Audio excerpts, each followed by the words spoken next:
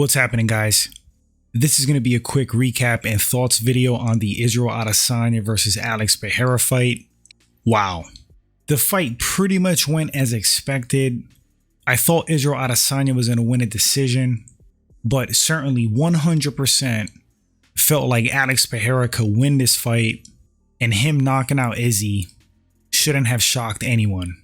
They say styles make fights, and 100% that's the case. Izzy could clean out the middleweight division, but Pereira was such a threat because he matched Adesanya in skill standing, matched him in physical dimensions, and he has more power. On top of that, Adesanya is not a wrestler. He's not a grappler. Sure, he has more skill than Alex Pereira, more experience, but what bridges the gap is Alex Pereira's size and his strength over Izzy. And we saw that in the fight. Like, Adesanya did have success in the grappling. Part of that was because Alex Pereira was gassing a bit. There was one scramble where Izzy swept position and then gained top control in a scramble.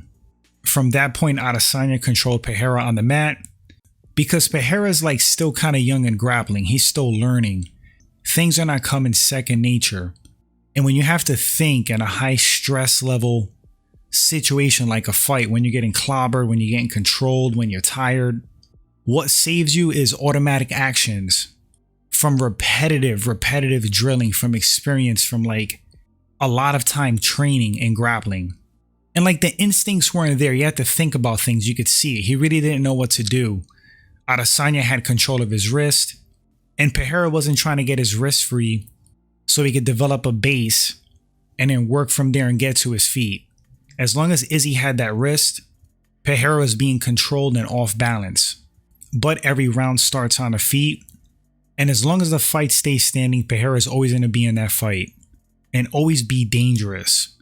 And the fact that he has one-shot knockout power makes him more dangerous than Izzy in exchanges.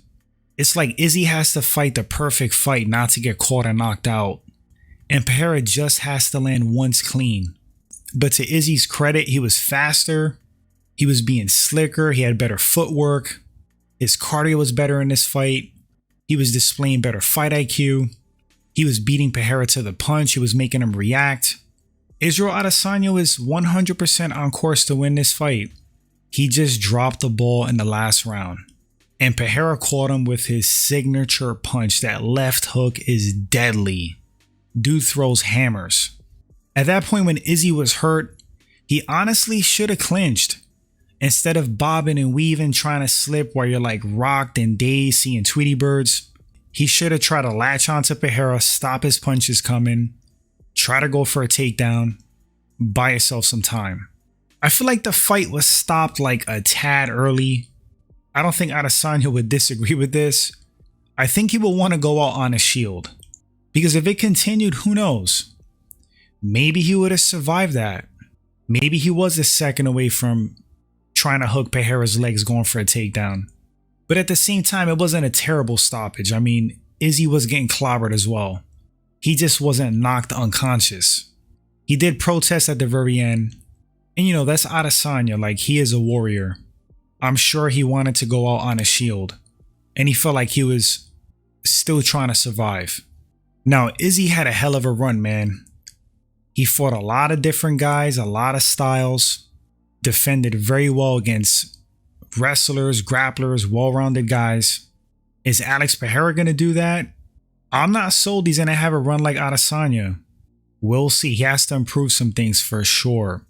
He has to work on that grappling. And I know he went 5 rounds here, basically. They were fighting the whole fight. It is tiring. But he got tired, man. He got tired. I feel like his grappling could be exploited, and I feel like his cardio and conditioning. Guys like Whitaker, Vettori, they don't really get tired. Costa, I think, has some pretty good conditioning for his size. And the thing is with guys like Whitaker, Vettori, Costa, they could grapple. You got Derek Brunson in the mix. Jared Cannonier, if he gets you down, you're in trouble. But with Alex Pereira, there's few people that could stand with him and not get wrecked. Him and Adesanya are hands down 2 of the best strikers in the sport right now. I think him and Adesanya will meet again. And I think the fight will play out similarly. And what makes it exciting is that they could beat each other. Adesanya has to fight a smart, careful, calculated fight, and he could beat Alex Pereira. He almost did. Alex Pereira just has to land.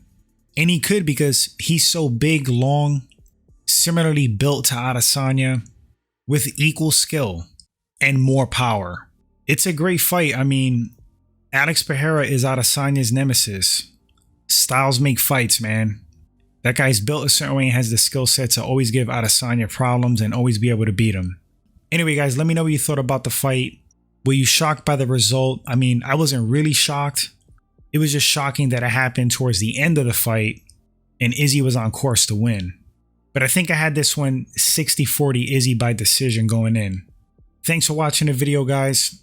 Drop those thoughts. Do you think Pereira could go on a crazy run like Adesanya? What do you think he needs to work on? Who do you think gives him problems in the division? Do you think Adesanya should have an immediate rematch with Pereira? Want to read what you guys think. Thanks for watching again. And until the next segment, you guys take care. Later, guys.